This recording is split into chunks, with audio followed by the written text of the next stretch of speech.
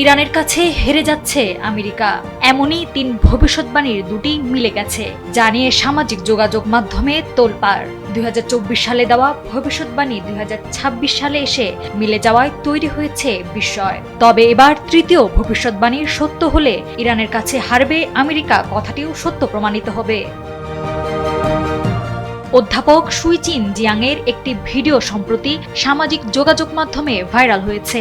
2 বছর আগের ওই ভিডিওতে অধ্যাপক ভবিষ্যৎবাণী করেছিলেন ইরানের সঙ্গে যুদ্ধে হেরে যাবে যুক্তরাষ্ট্র।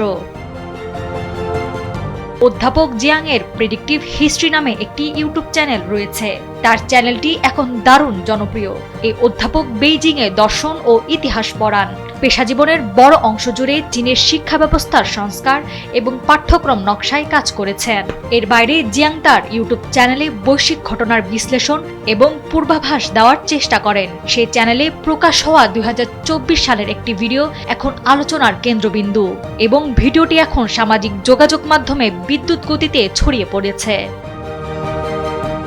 ওই বক্তব্যে এই অধ্যাপক তিনটি ভবিষ্যৎবাণী করেন। প্রথমটি হলো ডোনাল্ড ট্রাম্প যুক্তরাষ্ট্রের ক্ষমতায় ফিরে আসবেন, দ্বিতীয়টি হলো তিনি ইরানের সঙ্গে যুদ্ধ শুরু করবেন এবং তৃতীয়টি হলো যুক্তরাষ্ট্র যুদ্ধে ইরানের কাছে হেরে যাবে।